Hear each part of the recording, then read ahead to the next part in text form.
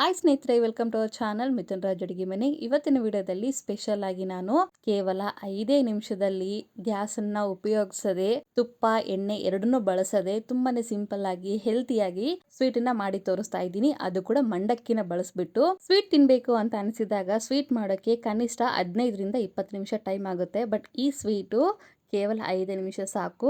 ಇಷ್ಟು ಸಿಂಪಲ್ ಆಗಿ ಸ್ವೀಟ್ ಮಾಡಿಕೊಟ್ರೆ ಬೇಕರಿಯಿಂದ ಸ್ವೀಟ್ ಬೇಕು ಅಂತ ಕೇಳೋದೇ ಇಲ್ಲ. ನಾನು ಗ್ಯಾರಂಟಿ ಕೊಡ್ತೀನಿ. ತಡ ಮಾಡದೆ ವಿಡಿಯೋ ಸ್ಟಾರ್ಟ್ ಮಾಡೋಣ.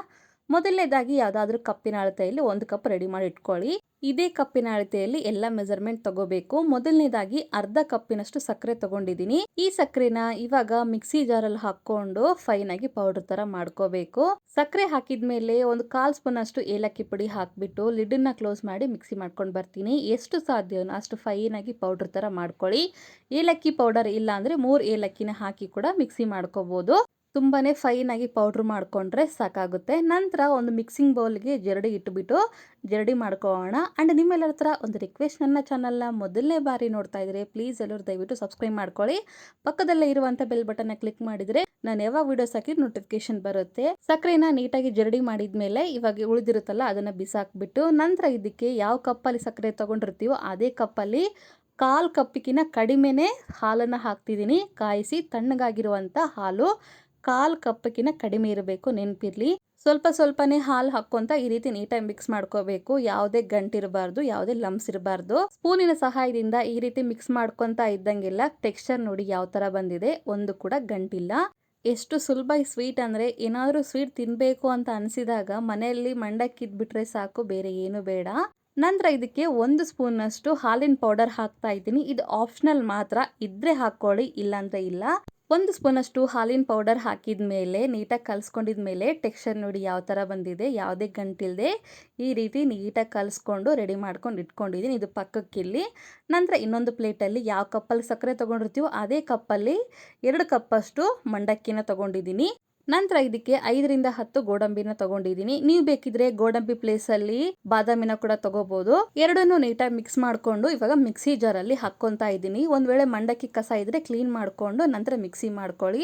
ಎಷ್ಟು ಸಾಧ್ಯವೋ ಅಷ್ಟು ಫೈನ್ ಆಗಿ ಪೌಡರ್ ತರ ರೆಡಿ ಮಾಡ್ಕೊಳ್ಳಿ. ನೋಡಿದ್ರ ಇಷ್ಟು ಫೈನ್ ಆಗಿ ಪೌಡರ್ ತರ ರೆಡಿ ಮಾಡ್ಕೊಂಡಿದ್ದೀನಿ. ನಂತರ ಈ ಮಂಡಕ್ಕಿ ಪೌಡರ್ನ ಜರಡಿ ಮಾಡ್ಕೋಬೇಕು. ಈ ತರ ಜರಡಿ ಮಾಡ್ಕೊಳ್ಳೋದ್ರಿಂದ ಗೋಡಂಬಿ ಸರಿಯಾಗಿ ಮಿಕ್ಸಿ ಆಗಿಲ್ಲ ಅಂತಂದ್ರೆ ಅವು ಕೂಡ ಸಪ್ರೇಟ್ ಆಗುತ್ತೆ. ಇಲ್ಲ ಮಂಡಕ್ಕಿ ಕೂಡ ಸರಿಯಾಗಿ ಮಿಕ್ಸಿ ಆಗಿಲ್ಲ ಅಂದ್ರೆ ಅದು ಕೂಡ ಸಪ್ರೇಟ್ ಆಗುತ್ತೆ. ನೋಡಿದ್ರ ಈ ರೀತಿ ನುಸಿ ಎಲ್ಲ ಬಂದಿದೆ. ಇವಾಗ ಇದನ್ನ ಬಿಸಾಕ್ಬಿಟ್ಟು ಓನ್ಲಿ ಜರಡಿ ಮಾಡ್ಕೊಂಡಿರೋ ಮಂಡಕ್ಕಿ ಪೌಡರ್ನ ಮಾತ್ರ ತಗೊಂಡಿದ್ದೀನಿ. ನಂತರ ಈ ಮಂಡಕ್ಕಿ ಪೌಡರ್ನ ಸಕ್ಕರೆ ಹಾಲು ಮಿಕ್ಸ್ ಮಾಡಿರುವಂಥ ಪೇಸ್ಟಲ್ಲಿ ಹಾಕಿಬಿಟ್ಟು ನೀಟಾಗಿ ಕಲಿಸ್ಕೊತೀನಿ. ಇವಾಗ ಇನ್ನು ಏನು ಹಾಕೋ ಅವಶ್ಯಕತೆ ಇಲ್ಲ, ಇಷ್ಟೇ ಸಾಕು. ನೀಟಾಗಿ ಕಲಿಸ್ಕೋಬೇಕು. ನೀವು ಕಲಿಸ್ತಾ ಇದ್ದಂಗೆಲ್ಲ ಒಂದು ವೇಳೆ ನಿಮಗೆ ನೀರಾಗಾಯಿತು, ಪೇಡ ಥರ ಮಾಡೋಕ್ಕೆ ಬಂದಿಲ್ಲ, ಶೇಪ್ ಮಾಡೋಕ್ಕೆ ಬಂದಿಲ್ಲ ಅಂದರೆ ಇನ್ನೂ ಸ್ವಲ್ಪ ಮಂಡಕ್ಕಿನ ಮಿಕ್ಸ್ ಮಾಡಿಕೊಂಡು ಆ ಪೌಡರ್ನ ಜರಡಿ ಮಾಡಿಕೊಂಡು ಹಾಕ್ಕೊಳ್ಳಿ. ಕರೆಕ್ಟ್ ಕನ್ಸಿಸ್ಟೆನ್ಸಿ ಆಗುತ್ತೆ.